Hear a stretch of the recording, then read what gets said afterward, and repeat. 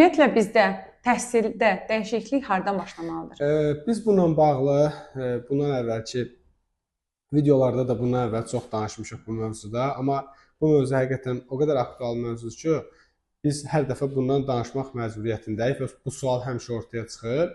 Bununla bağlı ən gözəl fikri hörmətli nazirimiz Emin Əmrullayev verdi. O bildirdi ki, bu kitablar, oturub təzədən kitab yazmaq lazımdır. Həqiqətən də Emin müəllimin bu sözünə mən bir həm müəllim kimi, həm bir təhsil işçisi kimi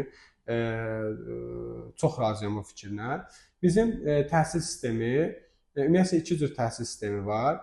Biri var bizim ənənəvi təhsil sistemi, biri də var dünyanın qəbul elədiyi beynəlxalq standartlarda olan təhsil sistemi, hansı ki, inkişaf edilmiş ölkələrdə bu təhsil sistemi tədris olunur. Birinci təhsil sistemi bilik yüklü, əzbər əsaslı, düstur əsaslı təhsil sistemidir. İkinci təhsil sistemi isə analiz əsaslı, mühakimə əsaslı və idrak əsaslı təhsil sistemidir. Məsələn, mən hələ də bilirəm ki, bütün materiklərin sahəsini bilirəm. Bütün qitələrin sahəsini əzbər bilirəm. Bütün dağların, dərələrin, ən dərin çökəkliyi, ən soyuq yerin temperaturu nə qədərdir? Yəni, coğrafiyadan fikirləşəndə görürəm ki, bütün rəqəmlərlə bağlı bir şey bilirəm. Əslində, bu biliklərin mənə illər ərzində heç bir şey qazandırmayıb. Mən həmişə deyirəm ki, bizim tarix dərslərimizdəki və coğrafiya dərslərimizdəki rəqəmlərin sayı beynəlxalq kurikulumdakı riyaziyyat dərsliyindəki rəqəmlərin sayından çoxdur. Məsələn, götürək Manna dövlətini. Manna dövləti mövzu budur. Manna dövləti filan ildə yarandı, hökmdarı filan kəsdir, onun hakimiyyət illəri budur.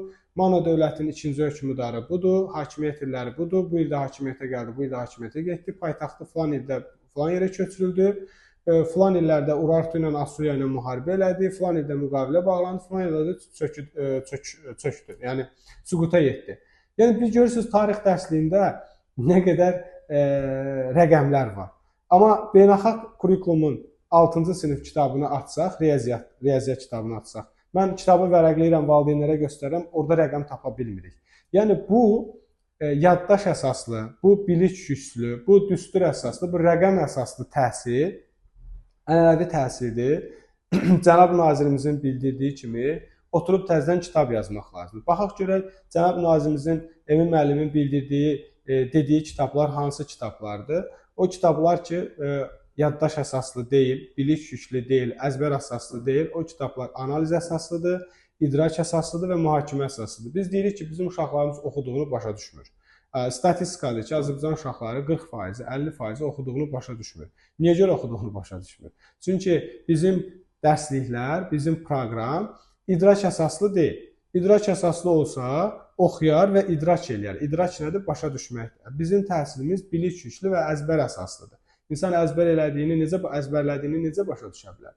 Bu mənada bizim təhsilimizdə edilməsi olan ilk şey mühakimə əsaslı, idrak əsaslı, analiz əsaslı təhsil olan beynəlxalq təhsil sisteminə keçməkdir. Burada da yanaşma bizim ənənəvi yanaşmamızdan kifayət qədər fərqlidir. Düşünürəm ki, bu təhsil sisteminə keçid eləsək, yeni gələn nəsil həqiqətən də bir çox bacarıqları özündə daşıya biləcək. Ümumiyyətlə, beynəlxalq təhsilin mahiyyəti nədir, hədəfi nədir? Mən bunun Koreya səfərində də oradakı müəllimlərlə, ortaq peşə sahibi olan müəllimlərlə söhbət eləyəndə də onlar bir daha anladım. Məsələn, Koreyada təhsilin məqsədi odur ki, uşaqlar oxuduğunu anlasın, bunu anlayır, artıq bu onlarda hədəf deyil. Anladığını tətbiq eləsin. Bu da artıq onlarda hədəf deyil, çünki Koreyada uşaqlar oxuduğunu anlayır və tətbiq eləyir. Növbəti hədəf təhsildə oxuduğunu anlamaq, tətbiq etmək, bir üst versiyasını yaratmaq. Koreyada təhsilin fəlsəfəsi bundan ibarətdir. Oxuduğunu anlamaq, tətbiq eləmək və üst versiyasını yaratmaq. Bunun nəticəsidir ki, bu günlərim Koreya Amerikadan avtomobil texnologiyasını alıb, Chevrolet'in texnologiyasını alıb, Hyundai maşınını bazara çıxardır və Hyundai maşını bazardan bir çox mütəxəssislərə görə Chevroletdən daha üstündür.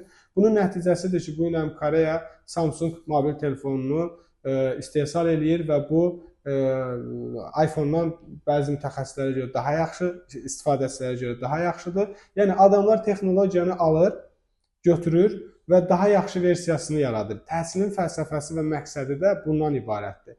Çində də belədir. Bu gün biz deyirik ki, Çin nəyisə verirsiniz, onun daha ucuz versiyasını və daha yaxşı versiyasını hazırlayır. Bu iqtisadiyyatın, bu sənayenin səbəbi onlardakı təhsilin fəlsəfəsindədir. Çünki onlar başqa ölkədən texnologiyanı alır və bir üst versiyasını çox rahatlıqla yarada bilir. Çünki orada təhsilin fəlsəfəsi və məqsədi oxumaq, idrak eləmək, tətbiq eləmək və bir üst versiyasını hazırlamaqdır. Biz də təhsildə edəcəyimiz ilk şey, etməli olduğumuz ilk şey təhsilin qlobal standartlara uyğunlaşdırılmasıdır, beynəlxalq standartda təhsilin keçirilməsidir. Bu da şərti olaraq anlayış əsaslı, idrak əsaslı, analiz əsaslı və mühakimə əsaslı təhsil sistemidir. Hansı ki, orada riyaziyyat kitabını açsanda, vərəqləyəndə rəqəmlərə nadirən rast gəlinir.